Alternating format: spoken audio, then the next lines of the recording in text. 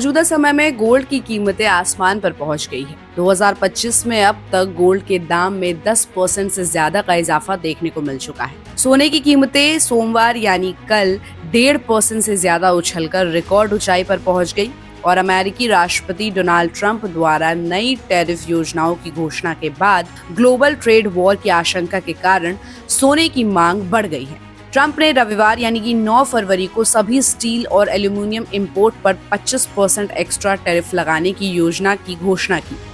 उन्होंने ये भी कहा कि वो इस सप्ताह टैरिफ की घोषणा करेंगे जो दूसरे देशों द्वारा लगाए गए नए रेट से मेल खाएंगे और उन्हें तुरंत लागू करेंगे। इकोनॉमिक और जियोपॉलिटिकल उथल-पुथल के दौरान सोना एक सेफ इन्वेस्टमेंट के रूप में देखा जाता है। आरबीआई भी बड़ी मात्रा में सोना खरीद रहा है। एएनआई की रिपोर्ट के अनुसार फाइनेंस मिनिस्टर निर्मला सीतारमण ने स्पष्ट किया कि भारत के बढ़ते सोने के भंडार, जिसमें आरबीआई के पास मौजूदा गोल्ड रिजर्व भी शामिल है, का उद्देश्य किसी भी अंतर्राष्ट्रीय करेंसी को रिप्लेस करना नहीं है। अब इन सब फैसलों के बीच ये देखना दिलचस्प होगा कि देश और दुनिया में सोने की कीमतों में उछाल आता है या गिरावट, और इसका असर भारतीय बाजार पर क्या पड़ेगा और इस सब को लेकर आरबीआई ने क्या कुछ तैयारी कर रखी है।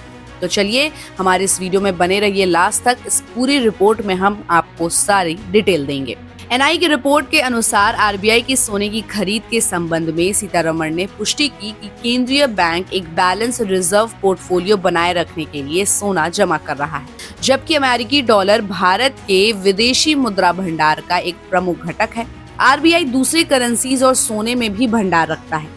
उन्होंने इस बात पर जोर दिया कि ये कदम भारत के डॉलर से दूर जाने या अल्टरनेटिव इंटरनेशनल सेटलमेंट मैकेनिज्म पर जोर देने के संकेत के बजाय रिजर्व में डाइवर्सिटी लाने की रणनीति का हिस्सा है। ये बयान ऐसे समय में आया है जब डी डॉलराइजेशन के आसपास वैश्विक चर्चा ने गति पकड़ ली है। कुछ देश व्यापार और भंडार के ऑप्शन तलाश रहे हैं। हालांकि सीतारमण ने यह स्पष्ट किया है कि भारत में सोने का भंडार बढ़ना ऐसे किसी बदलाव का संकेत नहीं।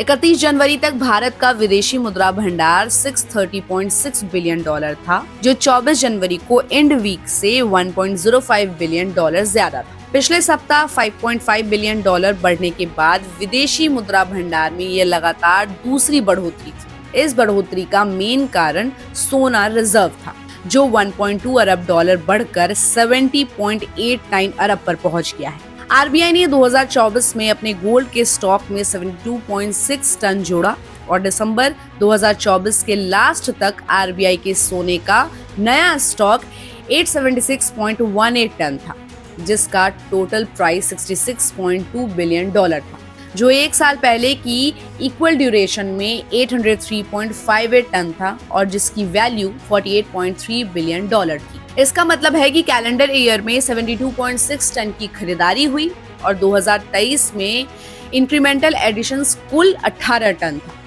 2024 में सोने की खरीद 2021 के बाद सबसे ज्यादा है और 2017 में सोने की खरीद शुरू होने के बाद से किसी भी कैलेंडर ईयर में दूसरी सबसे ज्यादा है। भारतीय रिजर्व बैंक दुनिया के टॉप 10 स्टॉक होल्ड बैंकों में से एक है और ग्लोबल लेवल पर केंद्रीय बैंकों ने 2024 में तेजी से सोना खरीदना जारी रखा है। लगातार तीसरे साल 1000 टन से ज्यादा की खरीदारी हुई और चौथे क्वार्टर में खरीदारी में बढ़ोतरी हुई, जो कि 333 टन तक पहुंच गई। बैंकों का वार्षिक कुल 1045 टन हो गया।